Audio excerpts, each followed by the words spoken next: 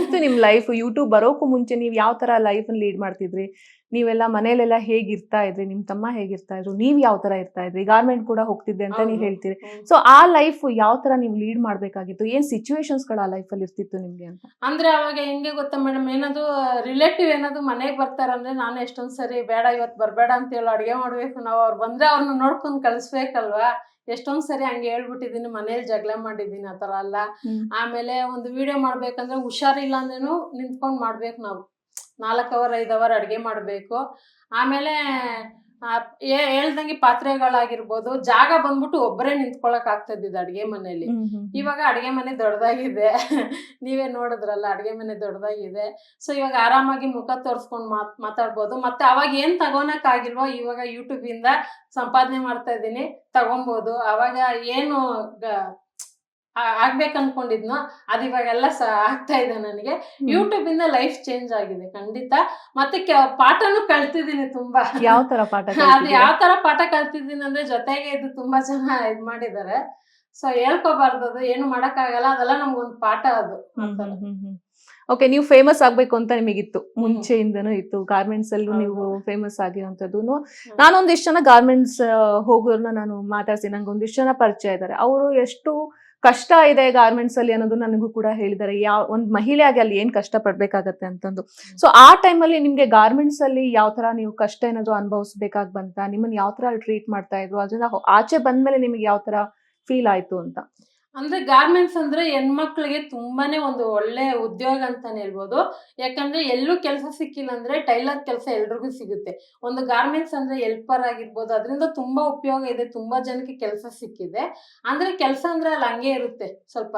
ಅಲ್ಲ, ಅಲ್ಲಿ ನಡ್ಸ್ಕೊಳ್ಳೋದು ತುಂಬಾ ತುಂಬಾ ಕಷ್ಟನೇ. ಯಾಕಂದ್ರೆ ಎಲ್ಲ ದೊಡ್ಡವ್ರು ಇರ್ತಾರೆ, ಅವ್ರ ಮುಂದೆ ನಾವು ತಗ್ಗಿ ಬಗ್ಗಿ ಕೆಲಸ ಮಾಡ್ಬೇಕು, ಬೈದಾಗ ಬೈಸ್ಕೋಬೇಕು, ಏನ್ ಈ ತರ ಹೊಳ್ದಿದ್ಯಾ, ಈ ತರ ಮಾಡಿದ್ಯಾ, ಮತ್ತೆ ಮಿಷಿನ್ ಏನಾದ್ರು ಕೆಟ್ಟೋದ್ರೆ ಆ ಟೈಮಿಂಗ್ ಅಲ್ಲಿ ಏನ್ ನಾವು ಪ್ರೊಡಕ್ಷನ್ ಕೊಡ್ಬೇಕು ಅದನ್ನ ನೆಕ್ಸ್ಟ್ ಅವರ್ಗೆ ಕವರ್ ಮಾಡ್ಬೇಕು.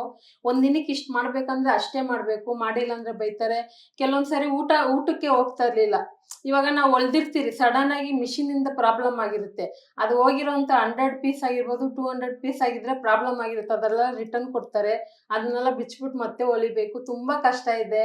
ಅದಕ್ಕೆ ಹೊಲಿಯೋದಲ್ದಿರ ಅದ್ರ ಜೊತೆಗೆ ಬೈಸ್ಕೊಂಡ್ ಬೇರೆ ಮಾಡ್ಬೇಕು ಕೆಲಸ. ಮತ್ತೆ ಜಾಲಿನೂ ಇದೆ. ಅದು ಕೆಲ್ಸಕ್ಕೆ ಹೋದಾಗ ಮನೆದೆಲ್ಲ ಮರ್ತೋಗ್ತೀರಿ. ಕರೆಕ್ಟಾಗಿ ಒಂದು ಹುಷಾರಿಲ್ದೆ ಹೆಲ್ತ್ ಪ್ರಾಬ್ಲಮ್ ಆಗಲ್ಲ, ಕೆಲ್ಸಕ್ಕೆ ಹೋಗೋರಿಗೆ ಹೆಲ್ತ್ ಪ್ರಾಬ್ಲಮ್ ಆಗಲ್ಲ. ಕರೆಕ್ಟಾಗಿ 3 ಟೈಮ್ ಊಟ, ಲಂಚ್, ಡಿನ್ನರು ಮತ್ತೆ ಕರೆಕ್ಟಾಗಿ ಫಾಲೋ ಮಾಡ್ತಿರೋ, ಒಂದು ರೆಡಿ ಆಗೋದಾಗಿಲ್ಲ. ಅದೇ ಮನೇಲಿದ್ರೆ ಹಂಗ ಆಗೋದೇ ಇಲ್ಲ, ರೆಡಿನೇ ಆಗೋದಿಲ್ಲ. 10 ಗಂಟೆ ಆಯ್ತು, 11 ಗಂಟೆ ಆಯ್ತು, 3 ಗಂಟೆಗೆ ಊಟ ಆಯ್ತು, ಆ ತರ ಫಾಲೋ ಮಾಡ್ತಿರಲ್ವಾ. ಸೊ ಮನೇಲಿ ಇರೋರಿಗೆ ಆ ತರ ಆಗುತ್ತೆ. ಕೆಲ್ಸಕ್ಕೆ ಹೋದ್ರೆ ಚೆನ್ನಾಗಿರುತ್ತೆ, ಜಾಲಿಯಾಗಿರ್ತೀರಿ. ಅದು ತುಂಬಾ ಕಷ್ಟ ಬೀಳ್ಬೇಕು ಅಷ್ಟೇ. ನೀವು 10th ಅಷ್ಟೇ ಓದಿರೋದು ಅಂತ ನಮಗೆ ಗೊತ್ತು. ಆಮೇಲೆ 10th ಫೈಲ್, ನಾನು 9th ಪಾಸ್. 10th ಫೇಲ್ ಆಗಿದ್ದೀರಾ? ಓಕೆ, ಅದು 2 ಸರಿ ಫೈಲ್ ಆಗಿದ್ದೀನಿ. ಎಂತಕ್ಕೆ ಅಂದ್ರೆ ಅವಾಗೆಲ್ಲ ಯಾರಪ್ಪ ಕಂಡಿರ್ತಿರೋದು ಓದೋದು ಅಂತೆಲ್ಲ ಬೈಕೊಂಡಿದ್ದೀನಿ. ಅಂದ್ರೆ ನನ್ ಕ್ಲಾಸ್ಮೇಟ್ ಅಲ್ಲಿ ನಾನೇ ಚಿಕ್ಕವಳು, ತುಂಬಾ ಎಲ್ಲ ದೊಡ್ಡವರು, ನಾನೊಬ್ಳೆ ಚಿಕ್ಕವಳು. ಸೊ ಎಲ್ಲ ಅಂದ್ರೆ ನಮ್ 10th ಓದೋವಾಗ ಒಂದು ಕ್ಲಾಸಲ್ಲಿ ಬೇರೆ 9 ಜನ ಇದ್ದಿದ್ದು. ಅದರಲ್ಲಿ 3 ಜನ ಹುಡುಗಿರು, 4 ಜನ ಹುಡುಗರು, ಅಷ್ಟೇ ಜನ ಇದ್ದಿದ್ದು. ನಿಜ ಹೇಳ್ಬೇಕಂದ್ರೆ ಅವಾಗ ಕಡಿಮೆ. ಅವಾಗಿನ ಇದು ಮರೆಯಕ್ಕಾಗಲ್ಲ. 2005ನೇ ಇಸ್ವಿ. ಅದೇ ಒಂದ್ ಜಾಲಿ ಅದು. ಮತ್ತೆ ಓದೋದೆಲ್ಲ ಇಂಟ್ರೆಸ್ಟ್ ಇರ್ಲಿಲ್ಲ ನನಗೆ. ಅದೇ ಈ ತರ ಆಕ್ಟಿವಿಟಿ ಇದ್ರಲ್ಲಿ ತುಂಬಾ ಇಂಟ್ರೆಸ್ಟ್. ಮನೇಲಿ ಏನ್ ಹೇಳ್ತಿರ್ಲಿಲ್ವಾ ಓದ್ಕೋ? ಎಲ್ಲ ಟಾರ್ಚರ್ ಕೊಟ್ಟಿರೋದಕ್ಕೆ ಎಲ್ಲ ಮರ್ತಾಗಿ ಫೈಲ್ ಆಗಿರೋದು. ಓದು ಅಂತ 5 ಗಂಟೆಗೆ ಎಬ್ಬಿಸೋದು. ರೋಡಲ್ಲಿ ಹೋದ್ರೇನು, ರೋಡಲ್ಲಿ ಗೊತ್ತಿರೋರಲ್ಲ ಏನ್ ಮಾಡ್ತಾ ಇದ್ದೆ, ತಿರ್ಗಾಡ್ತಾ ಇದ್ದೆ, ಓದ್ಕೊಳಕ್ ಆಗಲ್ವಾ ಅಂತೆಲ್ಲ ಬೈದೆ. ನನಗೆ ಓದೋದ್ರ ಮೇಲೆ ಇದೇ ಹೋಗ್ಬಿಡ್ತು ನನಗೆ. ಬಿಡಿ, ಓದೋದು ಸ್ಟಾಪ್ ಆದ್ರೂ ಕೂಡ ಲೈಫ್ ಅಲ್ಲಿ ಒಳ್ಳೆ ಸಾಧನೆ ಮಾಡಿದೀನಿ ಅಂತ ತೃಪ್ತಿ ಇದೆ ನಿಮ್ಗೆ? ಎಷ್ಟೊಂದ್ ಜನ ಯೂಟ್ಯೂಬ್ ಏನಕ್ ಮಾಡ್ತಾ ಇದ್ಯಾ, ಸುಮ್ನೆ ವೇಸ್ಟ್, ದುಡ್ಡು ಖರ್ಚು ಮಾಡ್ತಾ ಇದ್ಯಾ, ಅದರಿಂದ ಏನ್ ಬರುತ್ತೆ, ಅವ್ರಿಗೆ ಗೊತ್ತಿಲ್ಲ ಇದ್ರಿಂದ ಏನಾಗುತ್ತೆ ಅಂತ. ಇವಾಗೆಲ್ಲ ನೀನು ಕಷ್ಟ ಬಿದ್ದಿದ್ದಕ್ಕೆ ಒಳ್ಳೆ ಚೆನ್ನಾಗಿ ದೇವ್ರು ಇಟ್ಟಿದ್ದಾನೆ, ಹಿಂಗೆ ಬೆಳ್ಳಿ ಅಂತ ತುಂಬಾ ಜನ ಫ್ಯಾಮಿಲಿ ಫ್ರೆಂಡ್ಸ್ ಎಲ್ಲ ಏನ್ ಅಂದಿದ್ರು ನಿಮ್ಗೆ ಯೂಟ್ಯೂಬ್ ಸ್ಟಾರ್ಟ್ ಮಾಡ್ತೀನಿ ಅಂತ? ಯಾಕಂದ್ರೆ ಇದನ್ನೆಲ್ಲ ನಾರ್ಮಲ್ ಆಗಿ ಎಲ್ರು ಕೂಡ ಹೇಳ್ತಾರೆ, ಬಟ್ ಎಲ್ಲೋ ಒಂದ್ ಕಡೆ ಡಿಮೋಟಿವೇಟ್ ಮಾಡುವಂತ ಜನರು ಜಾಸ್ತಿ ಇರ್ತಾರೆ. ಇದನ್ನೆಲ್ಲ ಮಾಡ್ಬಿಟ್ಟು ಏನ್ ಮಾಡ್ತೀಯಾ, ಅದು ಒಂಥರ ನಮ್ಮನ್ನ ತುಂಬಾ ಕುಗ್ಗಿಸ್ಬಿಡತ್ತೆ ಕೆಲವೊಂದಿಷ್ಟು ಮಾತುಗಳು. ಆ ತರದ್ ಏನಾದ್ರು ಆಗಿತ್ತಾ ನೀವು ಯೂಟ್ಯೂಬ್ ಸ್ಟಾರ್ಟ್ ಮಾಡ್ತೀನಿ ಅಂತಂದಾಗ? ಅದೇ ನಾನು ಕೆಲ್ಸಕ್ಕೆ ಹೋಗ್ಕೊಂಡೆ, ಗಾರ್ಮೆಂಟ್ಸ್ ಹೋಗ್ಕೊಂಡೆ ನಾನು ಯೂಟ್ಯೂಬ್ ಮಾಡ್ತಾ ಇದ್ದಿದ್ದಲ್ವಾ. ಸೊ ಇಷ್ಟೊಂದು ರೇಷನ್ ತಗೊಂತೀಯ, ಸುಮ್ನೆ ವೇಸ್ಟ್, ವೇಸ್ಟು, ಊಟ ವೇಸ್ಟ್ ಆಗುತ್ತೆ. ಮತ್ತೆ ಆವಾಗ ಶಾಪಿಂಗ್ ಮಾಡ್ಲೇಬೇಕು. ಯೂಟ್ಯೂಬ್ ಅಂದ್ರೆ ಪಾತ್ರೆಗಳು ತಗೋಬೇಕು. ತಿಂಗಳು ಬರೋ ಸಂಬಳನ ಅರ್ಧ ಇದಕ್ಕೆ ಆಗ್ತಿದ್ದೆ ನಾನು. ರೇಷನ್ಗೇನು ಮತ್ತೆ ಡಿಫ್ರೆಂಟ್ ಪಾತ್ರೆಗಳಿಗೆ ಯೂಸ್ ಮಾಡ್ತಾ ಇದ್ದೆ. ನಮ್ಮನೇಲಿ ಯಾವ್ದೇ ರೀತಿ ಒಂದೇ ತರ ಇಟ್ಟಿಲ್ಲ ನಾನು. ಎಲ್ಲ ಎರಡೆರಡು ತರ, ಮೂರ್ ತರ ಇಟ್ಕೊಂಡಿದೀನಿ. ಯೂಟ್ಯೂಬ್ ಅಡ್ಗೆ ಮಾಡೋದಂದ್ರೆ ಅದೇ. ಯಾಕಂದ್ರೆ ಒಂದೇ ತರ ತೋರ್ಸಕ್ ಆಗೋದಿಲ್ಲ. ಒಂದು ಬೌಲ್ ಆಗಿರ್ಬೋದು, ಒಂದು ಪಾತ್ರೆ ಆಗಿರ್ಬೋದು, ಮೂರ್ ತರ ಡಿಫ್ರೆಂಟ್ ಆಗಿ ಇಟ್ಟಿರ್ತೀನಿ. ತುಂಬಾ ಜನ ಅವಾಗ ಹೇಳಿದಾರೆ, ಸುಮ್ನೆ ವೇಸ್ಟ್ ಖರ್ಚಿದು, ಏನು ಬರಲ್ಲ, ಅದರಿಂದ ಪೇಮೆಂಟ್ ಬರಲ್ಲ, ಏನಕ್ಕೆ ಮಾಡ್ತೀಯ? ಯಾಕಂದ್ರೆ 1 ವರ್ಷ ಆದ್ಮೇಲೆ ನಂಗೆ ಪೇಮೆಂಟ್ ಬಂದಿದ್ದು. ಅಂದ್ರೆ 1 ವರ್ಷ ಅಂದ್ರೆ ನಮ್ಗೆ ಯೂಟ್ಯೂಬ್ ಅಂತಲ್ಲ, ಲೈಫಲ್ಲಿ ಏನೇ ಕೆಲಸ ಸಕ್ಸಸ್ ಆಗ್ಬೇಕಂದ್ರೆ ತಾಳ್ಮೆ ಮುಖ್ಯ.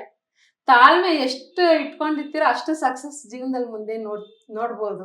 ಅದೇ ತರ ನಾವು 1.5 ವರ್ಷ ಗಂಟ ಕಷ್ಟ ಬಿದ್ದಿದ್ದೀರಿ. ಆಮೇಲೆ ಪೇಮೆಂಟ್ ಬಂದ್ಮೇಲೆ ನಮ್ಗೆ ಒಂದು ಖುಷಿ ಆಗಿದ್ದು, ಇಷ್ಟು ವರ್ಷ ಮಾಡಿದಕ್ಕೆ ಇವಾಗ ಪ್ರತಿಫಲ ಸಿಕ್ಕಿದೆ, ಇನ್ಮೇಲೆ ನಮ್ ಲೈಫ್ ಚೇಂಜು. ಇನ್ ಯಾರ ಹತ್ರನು ಸಾಲ ಮಾಡೋದಾಗಿರ್ಬೋದು, ಇದೀಸ್ಕೊಡಿ ಅಂತ ಕೇಳೋದಿರೋದಿಲ್ಲ, ಎಲ್ಲ ನಮ್ಗೆ ಎಲ್ಲ ಅನುಕೂಲ ಆಗುತ್ತೆ ಅಂತ ಖುಷಿ ಆಯ್ತು ಯೂಟ್ಯೂಬ್ ಇಂದ. ಒಂದು ಜೀವನದಲ್ಲಿ ಒಂದು ಮೇನ್ ಆಗಿ ಬೇಕಾಗಿರೋದಂತಂದ್ರೆ ಒಂದು ಗೌರವ ಬೇಕಾಗತ್ತೆ, ಒಂದು ಆತ್ಮ ಗೌರವ ಅನ್ನೋದು ಬೇಕಾಗಿರುತ್ತೆ. ಅದೆಲ್ಲಕ್ಕೂ ಮೀರಿ ಜೀವನ ನಡೆಸೋದಕ್ಕೆ ದುಡ್ಡು ಬೇಕಾಗಿರುತ್ತೆ. ಸೊ ದುಡ್ಡು ನಿಮ್ ಲೈಫ್ ಅಲ್ಲಿ ಯಾವ ತರ ಪಾತ್ರ ವಹಿಸ್ಕೊಳ್ತು? ನಿಮ್ಗೆ ಎಷ್ಟು ಅಗತ್ಯತೆ ಇತ್ತು ದುಡ್ಡಿಂದು, ಇವಾಗ ಅದೆಷ್ಟು ತೀರಿಸಿದೆ ಅಗತ್ಯತೆನ ಅಂತ ದುಡ್ಡು ಅನ್ನೋದು ತುಂಬಾ ಜನ, ಎಷ್ಟೊಂದ್ ಜನ ಮೋಟಿವೇಶನ್ ಸ್ಪೀಚ್ ಎಲ್ಲ ನಾನು ಯೂಟ್ಯೂಬ್ ಅಲ್ಲಿ ನೋಡಿದ್ದೀನಿ. ಹೇಳ್ತಾರೆ ದುಡ್ಡಿಂದ ನಾವ್ ಹೋಗ್ಬಾರ್ದು, ನಮ್ಮಿಂದ ದುಡ್ಡು ಬರ್ಬೇಕು ಅಂತ. ದುಡ್ಡಿಗೆ ಎಷ್ಟು ರೆಸ್ಪೆಕ್ಟ್ ಕೊಡ್ಬೇಕು ಅಷ್ಟೇ ಕೊಡ್ಬೇಕು. ನಮ್ಗೆ ಇವಾಗ ಸಂಪಾದನೆ ಬರ್ತಾ ಇದೆ ಅಂದ್ಬಿಟ್ಟು ಅಹಂಕಾರ ಬೀಳಬಾರ್ದು. ಸುಮ್ನೆ ಬಿಲ್ಡಪ್ ಕೊಡೋದು, ವೇಸ್ಟ್ ಖರ್ಚು ಮಾಡೋದಾಗಿರ್ಬೋದು, ಅಥವಾ ಫಸ್ಟ್ ಇದ್ದಂಗೆ ನಾವು ಇರ್ದಿರ ಚೇಂಜ್ ಆಗೋದು, ಮಾತಾಡೋದ್ರಲ್ಲಿ ಚೇಂಜ್ ಆಗೋದು, ಅದೆಲ್ಲ ಆಗ್ಬಾರ್ದು. ಸೊ ದುಡ್ಡು ನಮ್ಮ ಸಂಪಾದನೆಗೆ, ನಮ್ಮ ಜೀವನಕ್ಕೆ ಎಷ್ಟು ಬೇಕು ಅಷ್ಟು ಇಟ್ಕೊಂಡು, ಮುಂದಕ್ಕೆ ಜೀವನಕ್ಕೆ ಏನಾದ್ರು ಇವಾಗ ನಾಳೆ ದಿವಸ ಹೆಲ್ತ್ ಪ್ರಾಬ್ಲಮ್ ಆಗುತ್ತೆ, ಅಥವಾ ಇಲ್ಲ ಏನಾದ್ರು ಮದುವೆ ಮಾಡ್ಬೇಕಾಗಿರುತ್ತೆ, ತಮ್ಮನಿಗೆ ಮದುವೆ ಮಾಡ್ಬೇಕು, ಮನೆ ಕಟ್ಟೋದು, ಆ ತರ ಎಲ್ಲ ಇರುತ್ತೆ. ಅದನ್ನೆಲ್ಲ ಕೂಡಿಟ್ಕೊಬೇಕು ಅಷ್ಟೇ. ದುಡ್ಡಿದೆ ಅಂತ ಇವಾಗ ಏನು ಖರ್ಚು ಮಾಡಕ್ ಆಗಲ್ಲ. ಸೊ ದುಡ್ಡಿಗೆ ಎಷ್ಟು ರೆಸ್ಪೆಕ್ಟ್ ಕೊಡ್ಬೇಕು ಅಷ್ಟು ಕೊಡ್ತೀನಿ. ಅಹಂಕಾರ ಎಲ್ಲ ಬಿಡೋದಿಲ್ಲ.